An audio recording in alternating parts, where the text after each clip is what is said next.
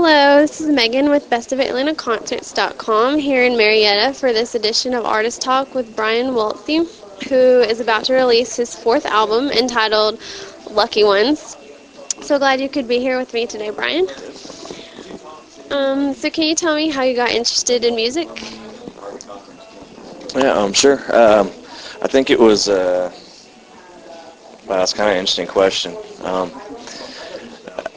When I was about 2 years old, I had an uncle of mine that passed away years and years ago. He was a pretty popular ukulele player, actually, up in Jersey. I grew up in Jersey, and he started teaching me songs, little kid songs to sing, and your traditional old school 50s, 60s songs, and he kind of taught me to sing. So that was like every Sunday we'd have a family dinner, and he'd always be there with his ukulele, so we'd always have a little sing-along. So I think that was the initial thing that got me into it, and then I've been singing ever since, church choirs and school choirs and choruses and all that stuff, and I've also got another uncle who sings for a band up in Jersey, so I think I was just, by being surrounded by that and just had an interest for music right away. I mean, I heard my first Beatles song, when I was like 5 or 6 years old, and usually somebody that young doesn't get hooked on Beatles music or like music like that, but it just something just kind of hit me, and stuck, and it's been it's been a priority of mine since now. Great, so a lifelong thing. Can you tell me about your place here in Atlanta's music scene and like where you feel you belong as a singer-songwriter? I don't really feel like I don't have any kind of big goals or anything. I don't feel like I need to be anywhere. I'm just doing what I do, and the thing that makes me the happiest is recording CDs and getting my music out there, and getting new listeners and stuff. I do want to get a bigger fan base here in Atlanta. I've had some success over the years, but I always want to, you always want to add more people to that list and get the music out to more markets. But I don't really think that I need to be on some certain level here. It's just I just do my thing and hope it works and hope people like it. A passion then. Yeah, I don't think it'll be hard to find more listeners because I listened to some of the songs off Lucky Ones and I thought they were really good. So, how long have you been playing in Atlanta? You said you grew up in Jersey. I moved here 2001. So yeah, I've been playing full-time music here since then. Do you feel that your music is different than your average like top 40 hits and is making a difference?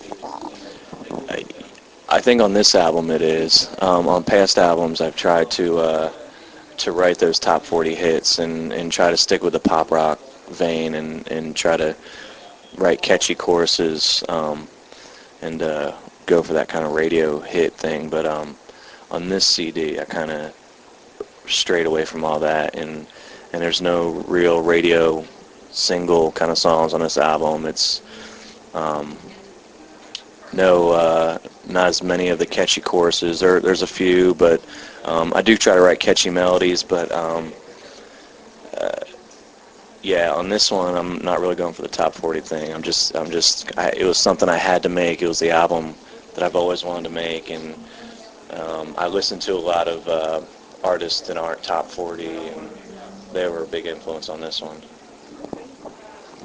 So why was this particular one different, and can you tell me about the changes that each of your albums has gone through to lead to the release of Lucky Ones? Sure. That's a tough one too. Well, my first album was called Ghosts on the Outside. That was done when I first moved here in 2001. And that was just kind of my rookie year. I had a band in college and we were pretty successful, but that was my debut as moving here, not knowing anybody and trying to start the solo thing. So I had met some guys, some great musicians who I still play with, most of them now, and kind of just showed them some songs I was writing at the time, and we kind of just did a CD in my drummer's basement, and I was real excited about it. I knew that the songs weren't exactly where I wanted them to be. I knew I could probably do better, but it was just, I was so excited to get something out. So that album was pretty pop rock. And then the next album was 2004, called Minds Made Up.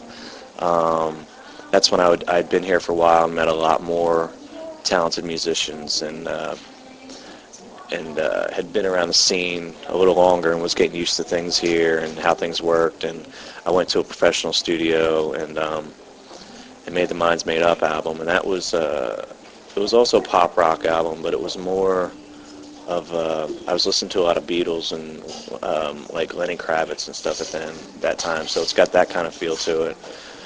And then 2006 is when I did Rain and Flies. And that had more of an edgier rock thing to it. Wanted to use a lot of electric guitars on that one, and don't really know how to describe that one. It was kind of, I guess it's rock, but it was a little darker than the Minds Made Up album. And so now this one, Lucky Ones, is I'm kind of going back to my roots as a singer-songwriter and straying away from the electric guitars, and I wanted to make more of an acoustic guitar, piano kind of based album.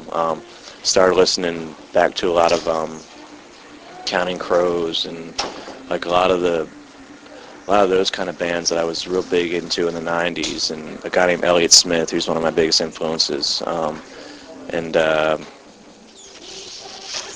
who else? Ryan Adams and guys like that, singer-songwriters who have a lot of emotion to their music and stuff, and that's the kind of album I wanted to write for this. And plus I had a really bad year in 2008, which is a whole another interview in itself. But a very bad year, so all that kind of translates over to CD. So, it's a lot of people are going to say this is my saddest CD, I guess, because it is. But it's the kind of music I've always wanted to write. I like that real laid-back kind of depressing stuff. It's stuff that has emotion and a lot of power to it. So that's what I went with on this. So it's a lot different than the last albums. Good though. I think sometimes the most successful is what's the most personal. Yeah. So you said your coworker Clay Cook put it best when he said that this album is your sea change. Can you explain that for me? Yeah, I won't go into too many details, but Sea Change, I don't know if you know the Sea Change album by Beck. When he released that album, it was said to be his breakup album. Like, it's very melancholy and very, you can tell he was hurting.